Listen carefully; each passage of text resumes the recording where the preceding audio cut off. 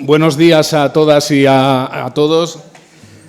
La verdad que es un marrón, si se me permite la expresión, hablar primero antes del descanso y más haciéndolo un domingo.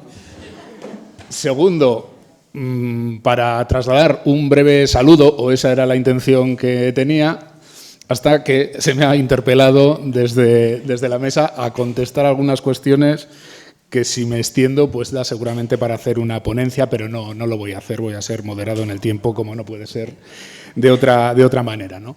En primer lugar, sobre todo, agradecer la invitación una vez más para poder participar en este 30º aniversario, en estas 30 jornadas generales de la Pastoral del Trabajo. Yo digo que siempre que alguien cumple 30 de algo hay que estar. Yo creo que en estos tiempos fugaces, en estos tiempos donde todo parece que se consume en el minuto y resultado, cualquier cosa que dura, que se asienta a lo largo ni más ni menos de 3 décadas, casi sea lo que sea, vale la pena estar, ¿no? Pero no solo por esto, sino que lo hacemos con verdadero placer poder participar, poder lanzar un saludo aquí, porque Comisiones Obreras es evidente que tiene un vínculo histórico con los movimientos cristianos de base. En nuestra génesis, incluso cuando éramos un sindicato todavía ilegal, todavía en la clandestinidad, gran parte de las personas que se implicaron en las situaciones más difíciles, es muy conocida la relación con el Partido Comunista, pero también las personas que formaban parte de la Iglesia, los cristianos de base, los curas obreros, forman parte esencial en la historia, en la creación de comisiones obreras, ¿no? Y yo creo que solo eso ya justificaría nuestra presencia aquí. Pero yo creo que hay mucho más, ¿no? Y creo que en algunas de las intervenciones han salido cosas, al menos 3, que a mí me gustaría destacar. La primera, que los movimientos cristianos, que las personas que tenéis esta visión social desde la Iglesia, nunca habéis perdido el discurso y el relato de la centralidad del trabajo en las sociedades. Y esto es muy importante decirlo en el año 2024, y salía en algunas preguntas. ¿Qué ha pasado con el relato, con el discurso del trabajo? ¿Por qué cualquier diario hoy en día prácticamente ha eliminado su sección de laboral para simplemente tener una sección que habla de economía y finanzas y donde a veces, de cuando en cuando, se incluye alguna noticia de carácter laboral, ¿no? Pues yo creo que es una muy buena pregunta, porque tiene que ver seguramente, como decía el compañero, con alguna razón histórica, pero yo creo que tiene que ver con más cosas, porque no es algo que solo haya ocurrido en España. Y yo creo que tiene una sustancia política muy, muy importante, ¿no? Yo creo que la centralidad del trabajo implica politizar el trabajo, en el mejor sentido de la palabra politizar. Implica que el trabajo, el trabajador y la trabajadora, no es considerado un factor productivo más, no es un input productivo más. Cuando se regula el trabajo, no es lo mismo que regular cómo se producen los tornillos o cómo se garantiza la seguridad en un programa informático. No. Cuando se regula el trabajo, si se regula, se está haciendo una apuesta política. Y el trabajo se regula desde instancias democráticas y desde instancias institucionales. Y es muy importante ese concepto de trabajo asociado a la dignidad de la persona. Asociado a la dignidad de la persona y de la clase trabajadora entendida en colectivo, ¿no? Y no es nada neutro ese discurso, como digo, de despolitización del trabajo, ¿no? Y yo creo que el sindicato, al final, es la afiliación y es la agrupación de trabajadores y trabajadoras, pero con una perspectiva colectiva.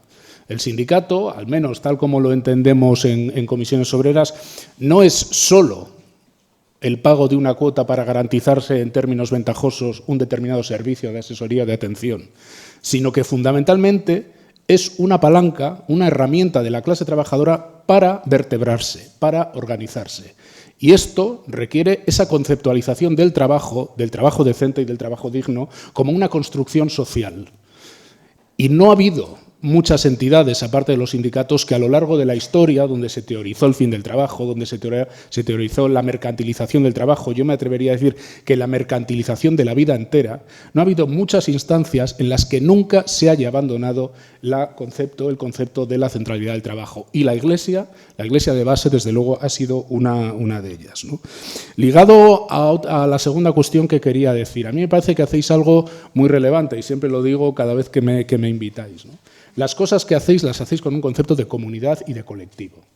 Y esto también es muy relevante decirlo en este siglo XXI. Yo soy de los que en los últimos años considera que el neoliberalismo, como ideología económica, como de ideología de ordenación de las relaciones económicas, está en una fase de un rotundo fracaso.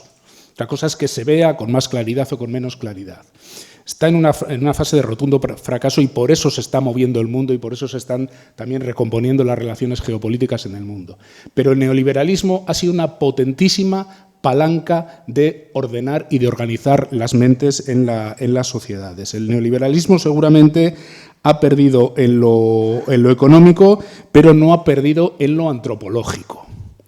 Y la gran victoria del neoliberalismo yo creo que ha sido que el conjunto, las mayorías sociales, se entiendan a sí mismas como individuos aislados, un falso discurso sobre la meritocracia y una forma de entender la vida donde la suerte de cada uno está ligado a sus potencialidades, a sus méritos o a sus deméritos. Y creo que la construcción alternativa a esa ofensiva neoliberal es la construcción de espacios de comunidad.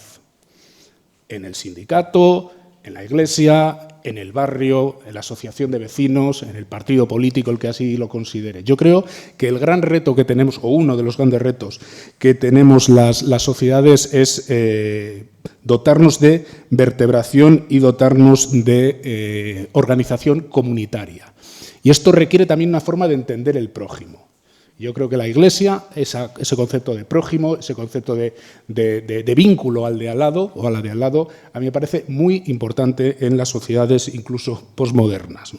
Y una tercera cuestión que quería decir, y en la que seguramente si no me explico bien me voy a meter en un lío. Yo creo que vosotros tenéis algo que en este tiempo es muy relevante en mi opinión, y lo dice un materialista dialéctico, por entenderlos o por decirlo de alguna manera. Tenéis un sentido de trascendencia, ¿no? Y yo creo que es muy importante esto, sea motivada por la fe o sea motivada por los elementos morales y éticos que sean, pero yo creo que el sentido de trascendencia, en los últimos años cada vez lo tengo más claro, que es muy importante para hacer frente al gran riesgo de la apuesta por el caos, la apuesta por el nihilismo, la apuesta por el individualismo, que creo que es uno de los grandes riesgos que tienen las sociedades contemporáneas, ¿no? Aquí han salido algunos elementos, por ejemplo, decía la compañera, sobre cómo los sindicatos hemos ido paulatinamente incorporando elementos en la acción sindical que tienen que ver con la crisis climática, la emergencia climática que vive el mundo. Claro, es que no nos queda otra. Es que el planeta está boqueando. Es que si seguimos con el calentamiento global del planeta y las consecuencias que tiene, esto ya no es cosa de ecologistas. Esto es cosa de garantizar la vida. Fijaros lo que ha ocurrido ahora mismo en Valencia y los efectos, seguramente no es seguro, una gestión catastrófica, valga la palabra, de lo que ha ocurrido, pero tiene mucho que ver con las consecuencias de un calentamiento global que tiene efectos enormes en el mar, ¿no? Pero a lo que iba, apostar por políticas de sostenibilidad ambiental es establecer un vínculo intergeneracional con la gente que está por venir. Nosotras y nosotros, los que estamos aquí, mal que bien, vamos a tener un planeta que, bueno, pues en fin, si te quitas del medio cuando hay inundaciones, evidentemente mejor, pero estar con 1 grado más o 2 grados más da pues que hoy en Ávila haga hasta bueno estando casi en diciembre. Pero vamos a salvar la partida, por decirlo de alguna manera. Pero las generaciones que están por venir no. Y establecer esos vínculos intergeneracionales requieren de un cierto concepto de trascendencia, que en mi opinión es muy necesario en una sociedad donde, y aquí decía que igual me iba a meter en un lío, seguramente las concepciones materialistas, estrictamente materialistas, después de los fracasos o de determinados fracasos de según qué utopías, perdieron el pie de esta espiritualidad a la que vosotros hacéis referencia. Yo seguramente utilizaría otras palabras, pero en el fondo creo que nos estamos refiriendo a cosas bastante parecidas, que es tener un concepto de que yo estoy aquí porque antes estuvieron otros y yo hago cosas aquí no solo por nosotras y por nosotros, sino porque después vendrán otros. Y esta ligazón histórica yo creo que requiere de elementos de trascendencia que nos arrojen, que nos dejen lejos de ese individuo tirano, de ese narcisismo tirano, que creo que en parte explica muchos de los movimientos políticos que estamos viviendo en este momento, ¿no? Y por último, dos cosas más. Me ha gustado mucho algunas de las cosas que he oído sobre la esperanza y los futuros deseables. Sobre la esperanza, lo de los futuros deseables lo digo yo. Creo que vivimos un momento en el que no hay idea más política y más perversa que el pesimismo y el caos.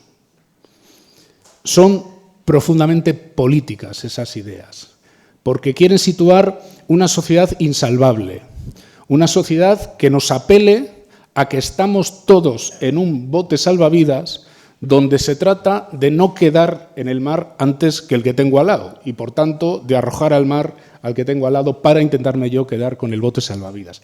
Hay que salir de estos marcos conceptuales. Hay que recuperar la idea de que el futuro es deseable y el futuro va a ser mejor, como el presente, aunque a veces parezca lo contrario, es mejor que el pasado que tuvimos hace 30 o hace 40 años o una o dos generaciones. Y si no, preguntemos a la gente que de verdad estaba hace una o dos generaciones, ¿no?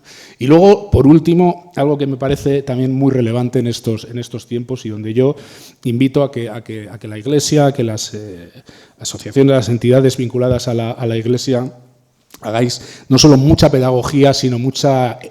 no sé cómo decirlo, que encarnemos algunas cosas, ¿no? Yo creo que vivimos en un tiempo en el que las sociedades tenemos dificultades para gestionar dos percepciones que las tenemos aquí pero no las sabemos abordar bien. Y por eso las rechazamos, hacemos negacionismo, ¿no? El concepto de límite. Estamos en un momento en el que estamos cobrando conciencias de que hay límites, de que no se puede crecer de cualquier manera. No estoy apostando por el decrecimiento, digo que no se puede crecer de cualquier manera, que hay que medir cómo se crece, yo diría también cómo se distribuye, cómo se hace las formas, pero que hay límites y transitamos mal el debate filosófico, el debate intelectual con esto de que hay que tener límites, ¿no? Seguramente hemos venido de educaciones en los últimos 20, 30 años donde parecía que el mundo era necesariamente mejor de forma inmediata, de forma permanente, y el concepto de límite nos está costando asumirlo. Y unido al límite, la sensación de vulnerabilidad, que también ha salido en la mesa, ¿no? Estamos cobrando conciencia. Y creo que la pandemia ha supuesto un antes y un después, pero lo que está pasando ahora en la geopolítica o en la posibilidad de una guerra global nos está haciendo intuir que somos mucho más vulnerables de lo que pensábamos hace apenas unos años. Y creo que esta sensación de incertidumbres, por un lado, de conciencia difusa de límites y de conciencia difusa de vulnerabilidad, está haciendo que las poblaciones reaccionen de formas raras, por decirlo de alguna manera, y alimentando odios, alimentando opciones reaccionarias, alimentando opciones depredadoras entre nosotros y entre nosotras, una especie de nuevo darwinismo del siglo XXI, ¿no? Y yo creo que frente a eso hay que contraponer organización, comunidad, sentido crítico, como aquí se ha dicho, y idea de que solo en lo colectivo, solo en lo comunitario nos salvamos. Y luego, para cada uno que entienda por salvarse lo que considere en función de sus creencias o en función de su manera de entender la vida, ¿no?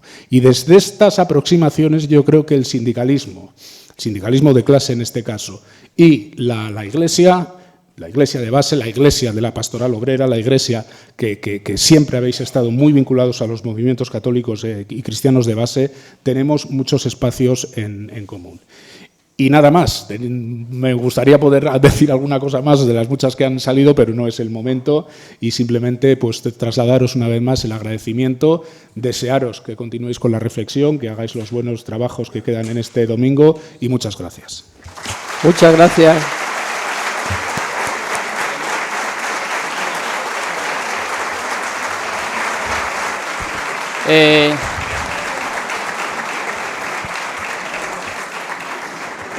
Mirar, como no hay 2 sin 3, pedirle disculpas a Mariano porque me he olvidado de mencionar que también nos acompaña. A Mariano ya lo conocéis, el secretario de la Confederación Sindical de Comisiones Obreras de Salud Laboral y Medio Ambiente. Pues agradecerle que nos acompañe.